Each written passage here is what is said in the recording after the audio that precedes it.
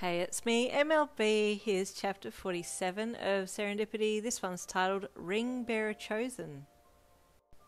Your Deku was grinning from ear to ear with a peace sign up. Bakugou was scowling with his hands in his pockets, and Todoroki was giving the camera a very model-type, unfazed look as he adjusted his tie. Oh my god, the modelling groomsman of the century? You stared at the photo for far too long. So long that Mrs. Midoriya had to speak to remind you that you were with her and out in public. "Oh, sorry," you said, blinking your eyes to bring you back to the present. "I just got this picture of Izu and the boys. They look amazing." You showed her the picture and she welled up, heavy tears sitting along her lower eyelids as she sniffed and whispered Izuku's name. "Now I just need to think about which outfit will match theirs." "Well, what about the one from Say Yes?" Mrs. Midoriya offered. "Actually," you said, looking from the picture to her, "I can see that working." She looked up at you with tears still in her eyes and burst out crying. This startled you and you jumped a little and looked around. "I'm so sorry, did I say something wrong?" you asked her, trying to calm her crying. "I'm just so happy," she cried. Okay, let's go and see the outfit again, yes?" you said quickly, glancing around and taking her with you back towards one of the shops that you'd just been to earlier that day. As you walked, you texted Deku back quickly and told him he looked amazing and that you thought you may have found the outfit that would be perfect for you, that would also match, in style, to his and the boys' suits. He replied happily and you smiled to yourself. This is so much fun. Later that afternoon, now back home and waiting for Deku to arrive, you sat in the middle of the bed with a giant grin on your face. You heard the front door crack open as Deku arrived home, and also a muffled bark coming from the back door. "Oh, Cat! He actually made a noise? He's been completely avoiding both Izu and I ever since I moved in, really?"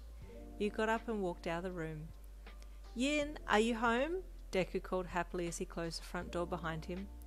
"Yes, I'm here," you called back just as happily. "I just heard Cat at the back door, so I was going to let him in."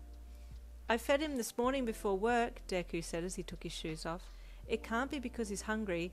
He usually doesn't want anything more to eat until 8 p.m. You walked to the back door and pulled it open. There was the angry ball of fluff standing there with a deep scowl on his fluffy little face as he glared up at you. "Hey, Cat," you greeted with a smile. He huffed through his little wet nose and looked away, but stood firm. "Did you want to come inside?" you asked him.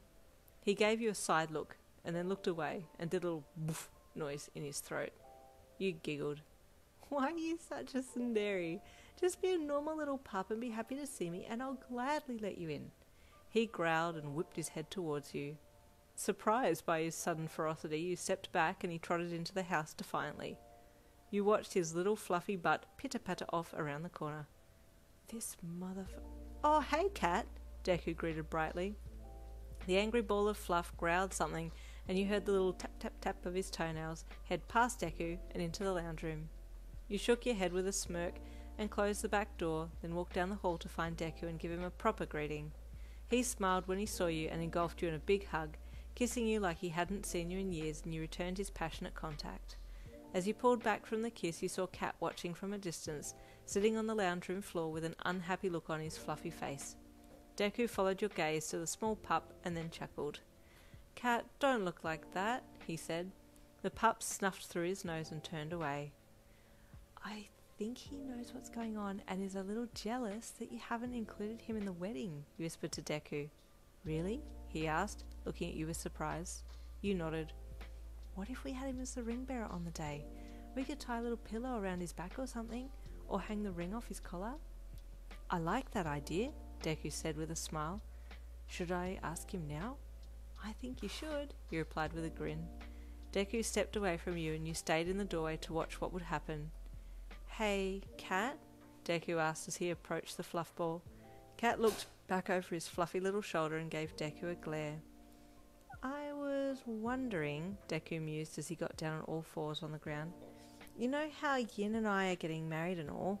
The pup looked to you and then back to Deku and then let out a little throaty growl and Deku's sweat dropped. "It's okay, you're always going to be my number one." Cat deadpanned and you bit the inside of your cheek to stop from laughing. This dog really did understand what was being said. "Well, anyway, would you like to be the ring bearer on the day?